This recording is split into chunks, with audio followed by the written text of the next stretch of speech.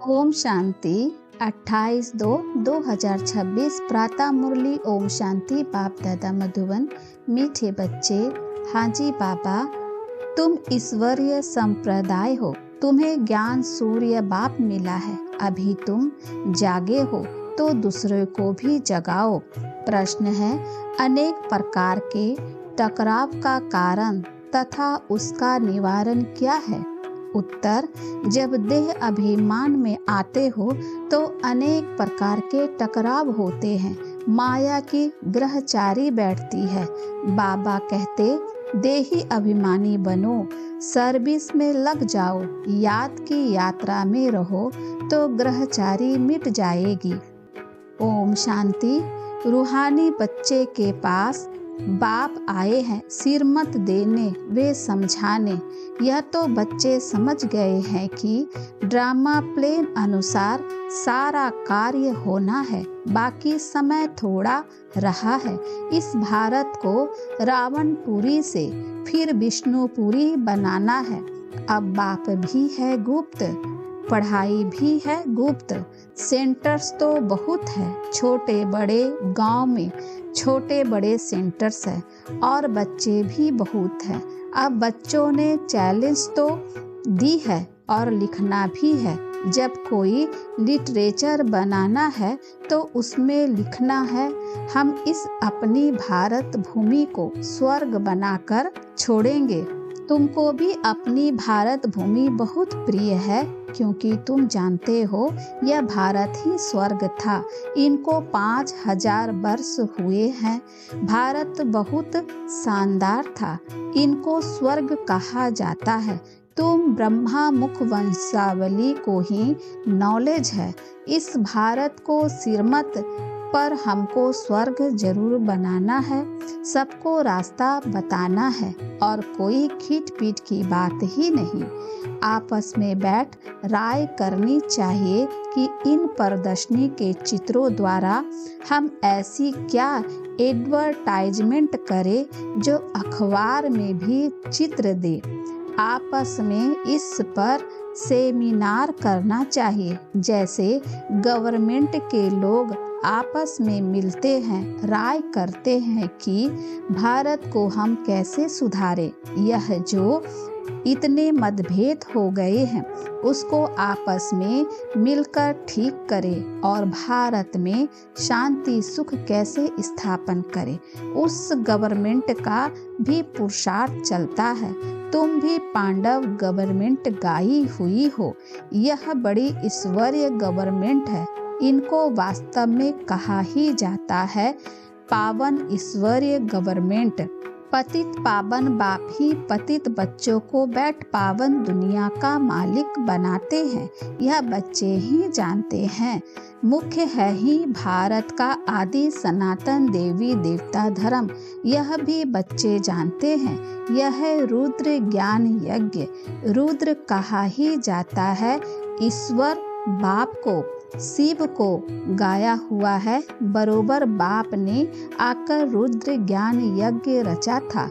उन्होंने तो टाइम लंबा चौड़ा दे दिया है। अज्ञान नींद में सोए हुए हैं। अभी तुमको बाप ने जगाया है, तुमको फिर औरों को जगाना है। ड्रामा प्लेन अनुसार तुम जागते रहते हो।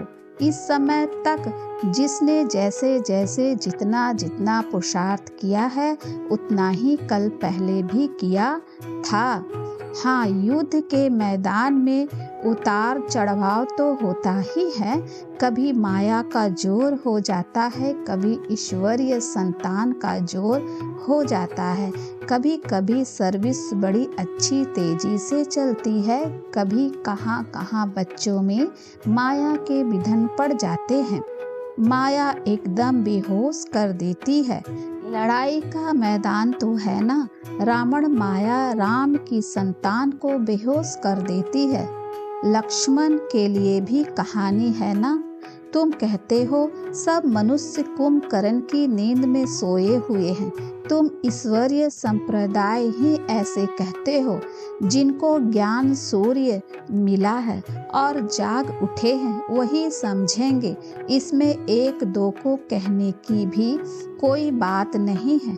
तुम जानते हो बरोबर हम ईश्वरीय संप्रदाय जागे हैं, बाकी दूसरे सब सोए हुए हैं। वह यह नहीं जानते कि परमपिता परमात्मा आ गया है बच्चों को वर्षा देने, यह बिल्कुल भूल गए हैं। बाप भारत में ही आते हैं, आकर भारत को स्वर्ग का मालिक बनाते हैं। भारत स्वर्ग का मालिक था, इसमें कोई संशय नहीं। परमपिता परमात्मा का जन्म भी यहाँ ही होता है।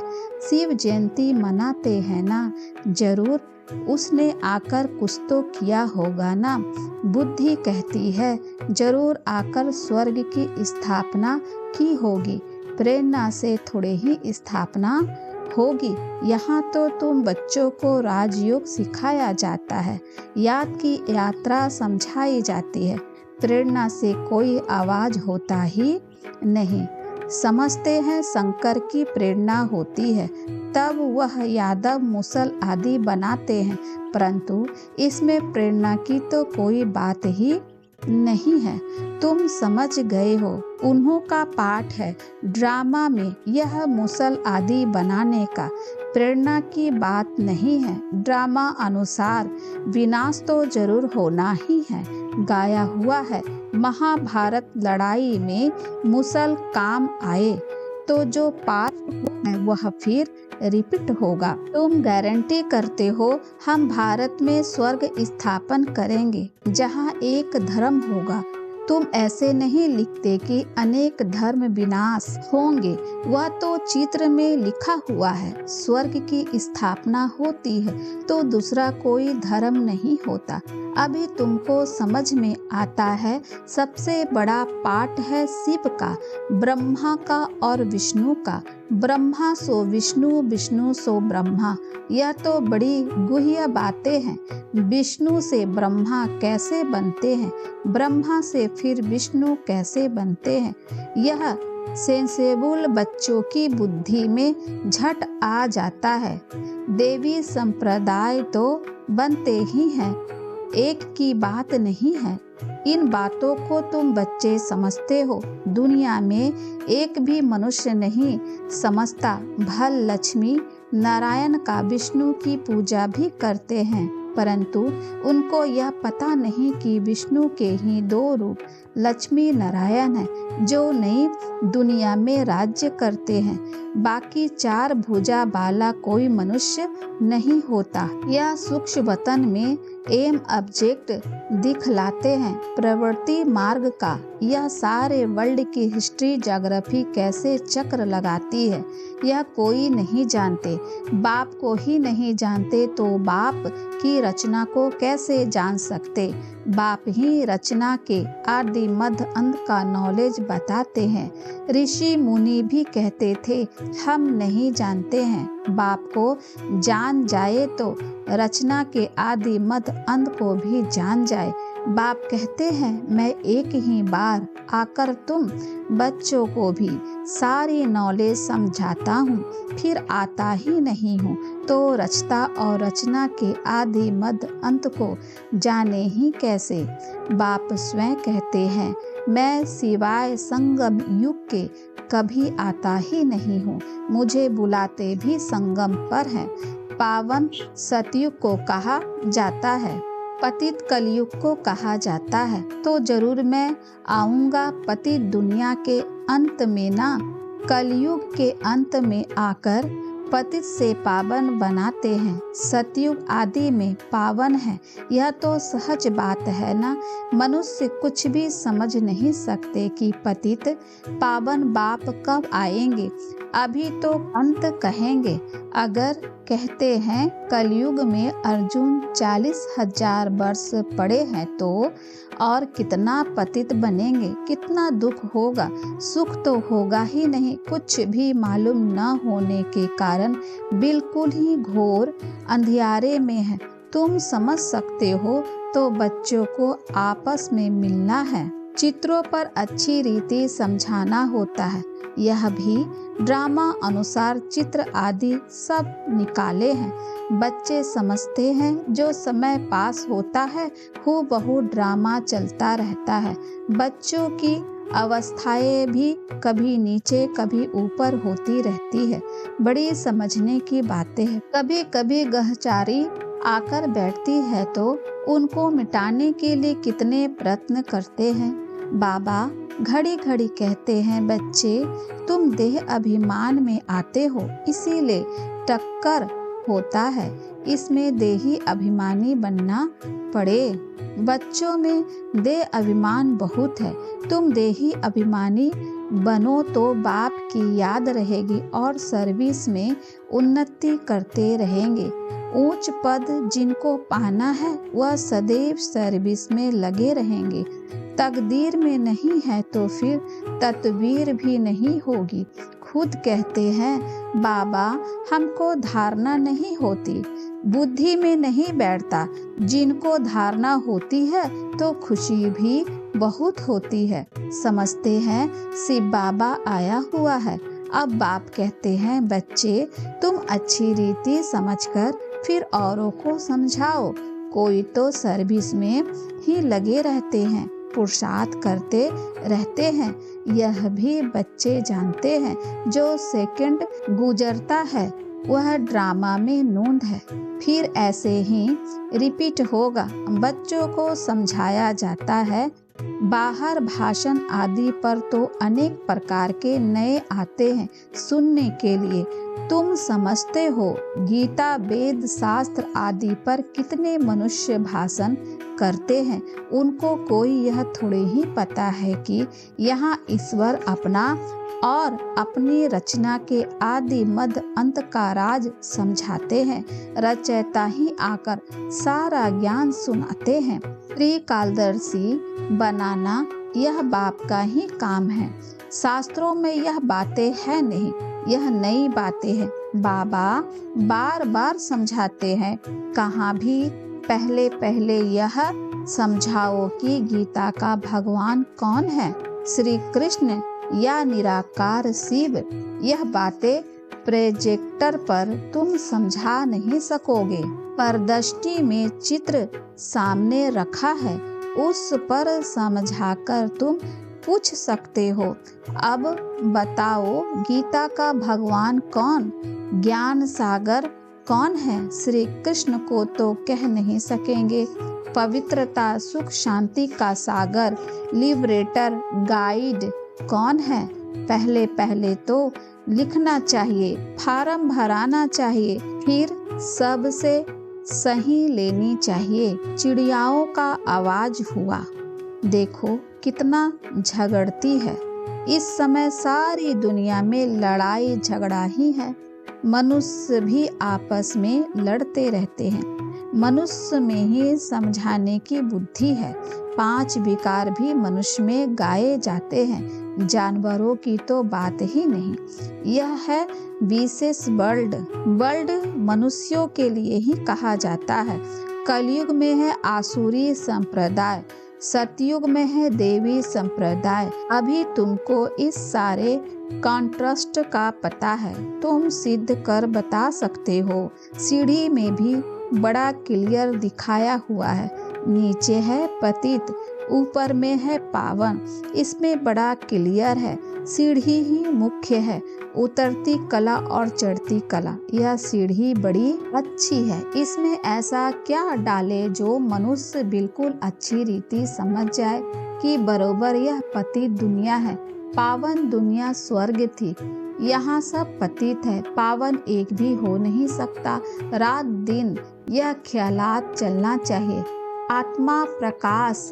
बच्चा लिखता है, बाबा यह चित्र बनाए। बाबा कहते, भल विचार सागर मंथन कर कोई भी चित्र बनाओ, परंतु सीढ़ी बड़ी अच्छी बननी चाहिए। इस पर बहुत समझा सकते हैं। 84 जन्म पूरे कर फिर पहला नंबर जन्म लिया है, फिर उतरती कला से चढ़ती कला में जाना पड़े। इसमें हर एक का विचार चलना चाहिए, नहीं तो सर्विस कैसे कर सकेंगे। चित्रों पर समझाना बहुत सहज होता है। सतयुग के बाद सीढ़ी उतरनी होती है, यह भी बच्चे जानते हैं। हम पाठधारी एक्टर्स हैं, यहाँ से ट्रांसफर हो सीधा सतयुग में नहीं जाते, पहले शांति धाम में जाना है।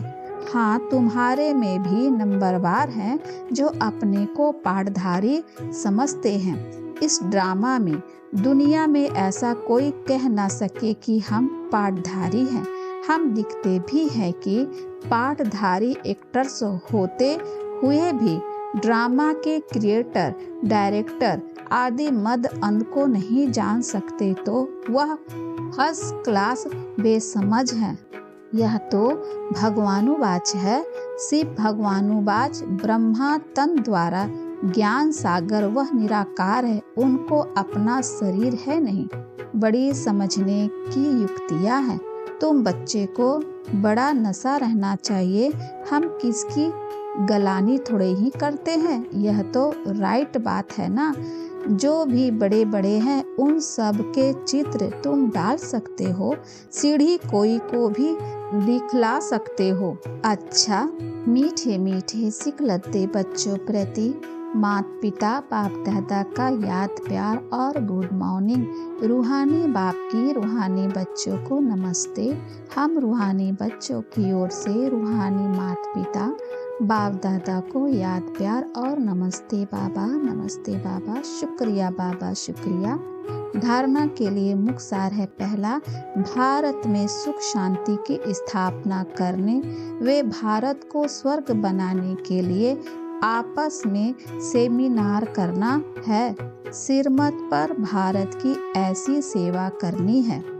दूसरा है, सर्विस में उन्नति करने वे सर्विस से उच्च पद पाने के लिए देही अभिमानी रहने की मेहनत करनी है। ज्ञान का विचार सागर मंथन करना है। वरदान है, पवित्रता के आधार पर सुख शांति का अनुभव करने वाले नंबर 1 अधिकारी भव। जो बच्चे पवित्रता की प्रतिज्ञा को सदा स्मृति में रखते हैं, उन्हें सुख शांति की अनुभूति स्वतः होती है। पवित्रता का अधिकार लेने में नंबर 1 रहना अर्थात सर्व प्राप्तियों में नंबर 1 बनना। इसीलिए पवित्रता के फाउंडेशन को कभी कमजोर नहीं करना, तभी लास्ट सो फास्ट जाओगे। इसी धर्म में सदा स्थित रहना। कुछ भी हो जाए, चाहे व्यक्ति, चाहे प्राकृतिक, चाहे परिस्थिति कितना भी हिलाए, लेकिन धरत पर ये धर्म ना छोड़िए। स्लोगन है, व्यर्थ से इनोसेंट बनो तो सच्चे सच्चे सेंट बन जाओगे। ये अव्यक्त इशारे एकता और विश्वास की विशेषता द्वारा सफलता संपन्न बनो।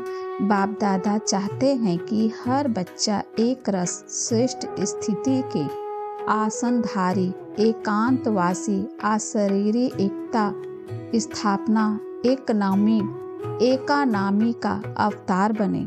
एक दो के विचारों को समझ सम्मान दे, एक दो को इशारा दे, लेन देन कर आपस में संगठन की शक्ति का स्वरूप प्रत्यक्ष करे, क्योंकि आपके संगठन के एकता की शक्ति सारे ब्राह्मण परिवार को संगठन में लाने के निमित्त बनेगी।